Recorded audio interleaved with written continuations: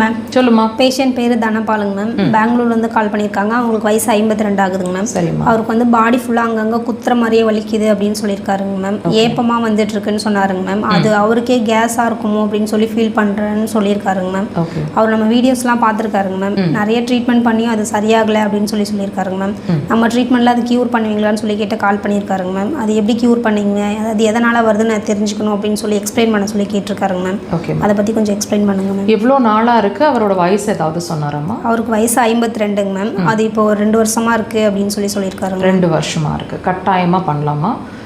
அதாவது பாடி ஃபுல்லாக வலி இருந்துகிட்ருக்கு, அங்கங்கே பிடிச்சிக்கிட்டு வலிக்குது அல்லது குத்துற மாதிரி வலிச்சிட்ருக்கு உங்களுக்கு அப்படின்னா இது என்ன பண்ணி தீர்க்கலாம், இதுக்கான காரணம் என்ன, கட்டாயம் தெரிஞ்சுக்க போகிறீங்க. முழுசாக பாருங்கள்.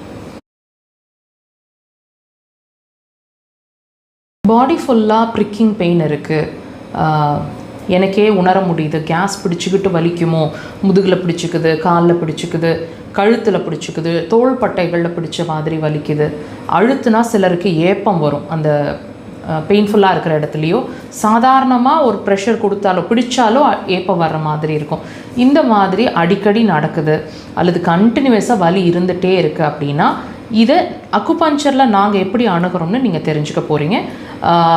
அதாவது இந்த பிரச்சனை இருக்கிறவங்களுக்கு சிறுகுடல் சார்ந்த பிரச்சனை இருக்குது, ஸ்மால் இன்டெஸ்டைன் ரிலேட்டட் கம்ப்ளைண்ட்ஸ் இருக்குது அப்படிங்கிறத உங்களுக்கு உணர்த்தக்கூடிய வகையில் வரக்கூடிய சிம்டம் தான் இந்த பாடியில் ஏற்படக்கூடிய ப்ரிக்கிங் பெயின். வலி வந்து உடம்புல ஏகமாக அங்கங்கே எங்கே வேணாலும் வலிக்குது. இதுக்கும் சிறுகுடலுக்கும் என்ன சம்மந்தம் கேட்க தோணுது இல்லையா?